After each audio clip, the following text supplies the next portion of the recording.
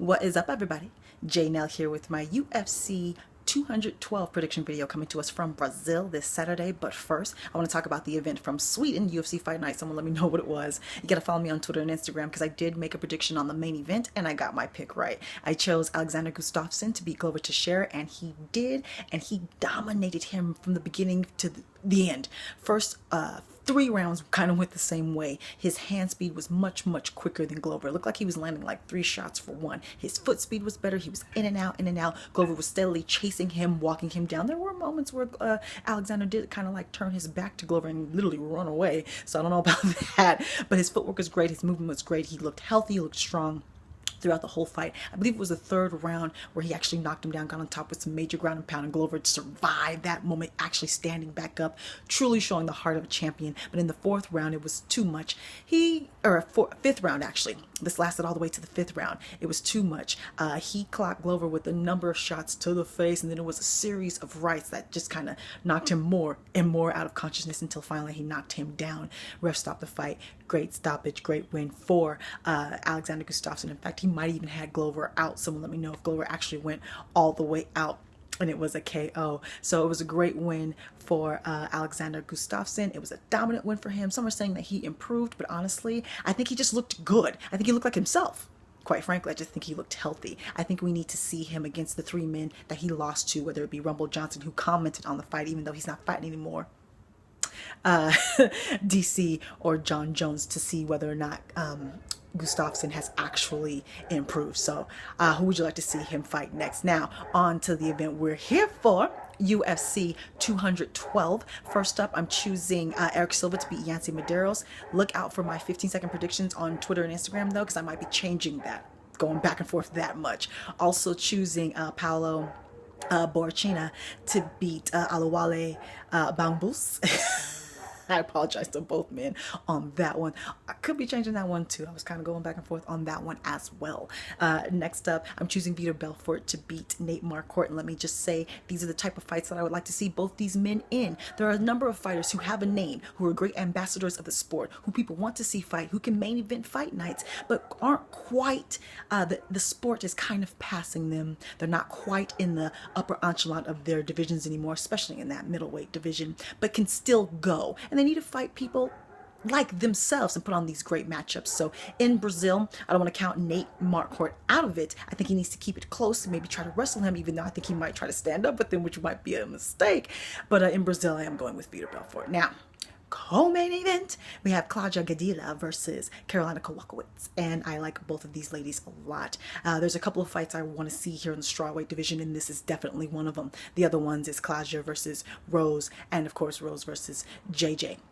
And maybe Rose versus Carolina again, because that was a split decision that I felt like Rose kind of let slip through her fingers. So Carolina, of course, is a Krav Maga instructor. She's got great Muay Thai, good wrestling as well. But she's a stand-up fighter. She likes to keep it in close quarters. She likes to be aggressive and come into your chest. Now, Claudia does the same thing. They were both beaten by JJ, who had kept them at the end of their shots and got stronger as the fight went on. This isn't 5 rounds. It's 3. So I don't think we're going to see those same issues with cardio from either woman. I think they both need to have a high offensive output, especially Claudia, if she wants to get her eventually to the ground, which is where I think she should eventually get her to. Get her to the ground, lay on her, wear her down, bust her up on the ground, where I think she's going to be physically stronger, and technique wise I think she's stronger with the wrestling and the grappling as well. But in order to get there, all fights start on the feet. And Carolina fights, she's best in close quarters, in that pocket punching area with the dirty boxing up against the fence or outside with the hand on you. And that's how you got to get close to her to get her down. So I think this is going to be action packed. I think we're going to see a lot of momentum changing, a lot of leverage there, a lot of things on the inside that we may not see. So be patient. This is going to be a chess match here. I think it's going to be a lot of dirty boxing, a lot of pressing up against the cage here. I think it's going to be kind of a nasty, kind of a rough and tough grunting type of fight here. And I'm excited for it. And I'm going to choose Claudia because I think she's going to be a bit physically stronger than her, not only on the ground, but maybe up against the cage too, maybe be able to muscle her a bit. And since, like I said, this is a 3-round fight, not a 5-round fight. But again, if Carolina clocks her a couple of times with her little heavy hands, that changes everything. So I'm looking forward to this. I think the ladies are going to put on a show, but I am going with Claudia. Now, main event, and I don't know how it just escaped me. But we're seeing the UFC featherweight champion Jose Aldo taking on I think he is the UFC interim featherweight champion, but he don't even care about that belt. So if that's so, whatever. But Max Holloway, both my boys. No one has talk about earning a title shot inside the octagon and outside the octagon. What is it? A 10-fight winning streak. Plus outside the octagon, he's been talking what he needs to talk, selling the fight, calling whoever he needs to call out, even when Conor was still in the picture. So Max has truly earned this title shot all the way around. I'm just losing my light. Let me just try to adjust here.